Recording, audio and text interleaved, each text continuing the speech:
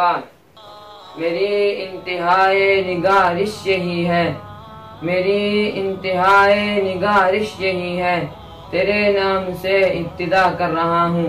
گرامی قدر سامعین، مسلمانوں کو یہ حکم ہے کہ ہر کام شروع کرنے سے پہلے بسم اللہ پڑھیں، نیند سے اٹھیں تو بسم اللہ، خرید و فروخت کریں تو بسم اللہ، محنت مزدوری کریں تو بسم اللہ، میدان جنگ میں ہتھیار اٹھائیں تو بسم اللہ، قلم ہاتھ میں لیں تو بسم اللہ، کتاب کی وقت گردانی کریں تو بسم اللہ۔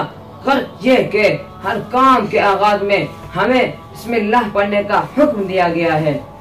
آئیے ہم بھی اپنے کام کا آغاز بسم اللہ الرحمن الرحیم سے کریں تاکہ ہمیں ان مقدس کلمات کی برکتیں حاصل ہوں، تاکہ ہم کمزوروں کو اللہ رب العزت کی نصرت حاصل ہو، تاکہ ہمیں اس کی معیت اور رفاقت کا احساس ہو، تاکہ ہماری اس کاوش پر اس کے پاک نام کی مہر لگ جائے۔